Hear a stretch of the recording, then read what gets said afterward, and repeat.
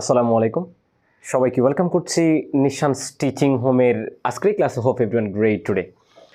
গত ক্লাসে আমরা শুরু করেছিলাম রাইট ফর্ম অফ ভার্বসের উপর ধারাবাহিক ক্লাস। গত ভিডিওতে আমরা 1 থেকে 3 নাম্বার রুলস নিয়ে আলোচনা করেছিলাম।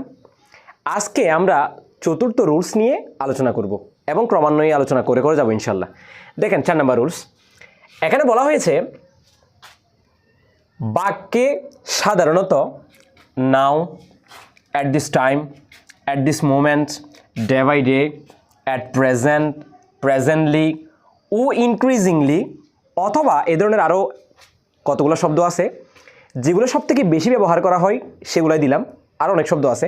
আবার বলতেছি, কোনো বাক্যের মধ্যে যদি আপনি now, at this time, at this moment, day by day, at present, presently অথবা increasingly এগুলো যদি দেখেন, অথবা বাক্যের কাজটি বর্তমানে চলতেছে, এই যে চলমান কন্টিনিউয়াস, আর বাক্যের কাজটি যদি বর্তমানে চলতেছে এরকম বোঝায়, তাহলে ওই সেন্টেন্সটি প্রেজেন্ট কন্টিনিউয়াস টেন্স হবে।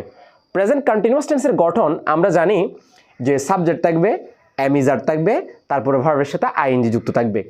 আর আমরা 12টা টেন্সের গঠন প্রণালী যখন শিখেছি, আমার ভিডিও আছে ইউটিউবে দেওয়া, ফেসবুক পেজেও আছে, টেন্সের গঠন মনে রাখার শর্টকাট টেকনিক। ওখানে বলা হয়েছে, বা আমি স্টুডেন্টকে বলি, যেখানে কন্টিনিউয়াস নামটি থাকবে সেখানে ভার্বের সাথে আইএনজি যুক্ত থাকবে।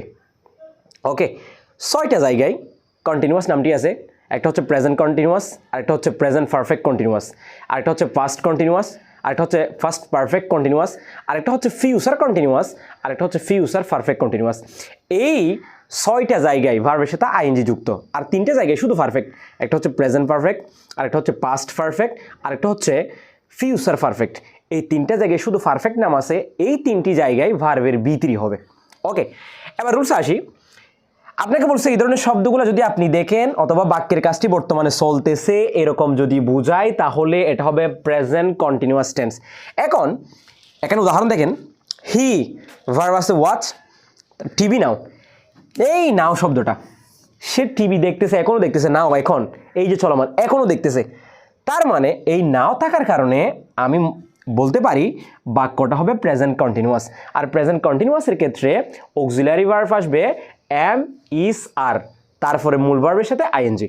এখন হি এর জন্য ইস হবে নাকি এম হবে নাকি আর হবে? অবশ্যই এখানে হি এর পরে হবে ইস। এই ইস আনলাম, হি এর জন্য ইস, এম ইজ আর থেকে, তারপরে ভার্বের সাথে আইএনজি, ওয়াচ, এখানে ওয়াচ, WATCHING, জাস্ট আইএনজি যোগ করে দিলে হবে। তার মানে বাক্যটা হবে হি ইজ ওয়াচিং টিভি নাও। আপনাকে উত্তরটা লিখতে হবে ইজ ওয়াচিং। ওকে, এরপরে দেখেন দে, এখানে ভার্ব হচ্ছে প্লে, এরপর হচ্ছে football. At this moment, at this moment, এই মুহূর্তে দে প্লে ফুটবল, এই মুহূর্তে তারা খেলা করতেছে। আচ্ছা দেখেন, এখন এই যে বাক্যের মধ্যে যে অ্যাট দিস মোমেন্ট আছে, এই অ্যাট দিস মোমেন্ট এটা থাকার কারণে বাক্যটি হবে প্রেজেন্ট কন্টিনিউয়াস টেন্স। আর প্রেজেন্ট কন্টিনিউয়াস টেন্সের ক্ষেত্রে আমরা একটু আগে বলেছি যে এমইস আর আসবে, তারপর ভার্বের সাথে আইএনজি যুক্ত হবে। তার মানে যদি সাবজেক্ট বহুবচন হয় তাহলে আর হবে আর, তার মানে দে আর, তারপর প্লেয়ের সাথে I N G, PLAY ING, they are playing. আশা করি বুঝতে পেরেছেন। আচ্ছা দেখেন 5 নাম্বার রুলস। 5 নাম্বার রুলসে বলা হয়েছে বাক্যে অতীতকাল বোঝায়, বাক্যে অতীতকাল বোঝায় এরকম শব্দ, যেমন লাস্ট ইয়ার গত বছর, লাস্ট মান্থ গত মাস, ইয়েস্টারডে গতকাল, এগু আগে, লং এগু অনেক সময় আগে, ওয়ান্স একদা, ওয়ান্স আপন এ টাইম একদা এক সময়, 1971 অতীতকালের যে কোনো সাল। এক কথায় অতীতকাল বোঝায় এরকম শব্দ। এখানে তো যেগুলো ব্যবহার সবথেকে বেশি সেগুলাই দিয়েছি। এগুলো ছাড়া অতীতকাল বোঝায় যে শব্দ এরকম আরও অনেক আছে, থাকতে পারে, সমস্যা নেই।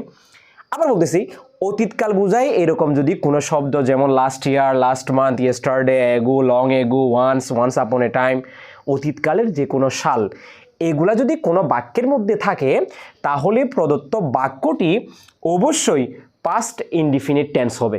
আর পাস্ট ইনডিফিনিট টেন্সের ক্ষেত্রে আমরা যে গঠনটা জানি সেটা হচ্ছে সাবজেক্ট থাকবে, তারপর ভার্বের ফার্স্ট ফর্ম থাকবে, তারপর অবজেক্ট। তার মানে পাস্ট ইনডিফিনিট টেন্সের গঠন হচ্ছে সাবজেক্ট, তারপরে ভার্বের ফার্স্ট ফর্ম, তারপর হচ্ছে অবজেক্ট। তার মানে এই ধরনের শব্দগুলো যদি আমরা কোনো বাক্যের মধ্যে দেখি তাহলে ভার্বের পাস্ট ফর্ম করে দিলেই হয়ে যাবে। যেমন দেখেন উদাহরণ, শি রিচ মানে পৌঁছানো ঢাকা ইয়েস্টারডে, সে গতকাল ঢাকায় পৌঁছে, দেখেন ইয়েস্টারডে গতকাল, সে গতকাল ঢাকা পৌঁছে গিয়েছে, গতকাল পৌঁছে গিয়েছে। আচ্ছা দেখেন এই ইয়েস্টারডে থাকার কারণে আমি বলেছি যদি কোনো বাক্যে এই ধরনের শব্দ যেমন ইয়েস্টারডে এখানে আছে, এই ধরনের শব্দগুলো যদি থাকে তাহলে বাক্যটি হবে পাস্ট ইনডিফিনিট। এখানে রিচ যেটা আছে ওটার V2 করে দিলে হবে, RESCH লাস্টে ইডি, রিস্ট। উত্তর শেষ। আচ্ছা এরপরটা দেখেন, উই গেইন আমরা অর্জন করেছি, ফ্রিডম স্বাধীনতা, আমরা স্বাধীনতা অর্জন করেছি ইন 1971 1971 সালে। আমি এখানে বলেছি অতীতকাল বোঝাই এরকম যদি কোনো সাল কোনো বাক্যের মধ্যে থাকে তাহলে প্রদত্ত বাক্যটি পাস্ট ইনডিফিনিট টেন্স হবে, আর পাস্ট ইনডিফিনিট টেন্স মানে হচ্ছে ভার্বের ফার্স্ট ফর্ম। যেমন দেখেন উই গেইন আমরা লাভ করেছি বা অর্জন করেছি, এখন করি নাই, করেছিলাম যে 1971 সালে, সে কারণে এই ইন 1971 এটা থাকার কারণে এটা হবে পাস্ট ইনডিফিনিট মানে ভার্বের পাস্ট ফর্ম, তাহলে গেইনড এই লাস্টে ইডি যোগ করলে হয়ে যাবে। আশা করি বুঝতে পেরেছেন।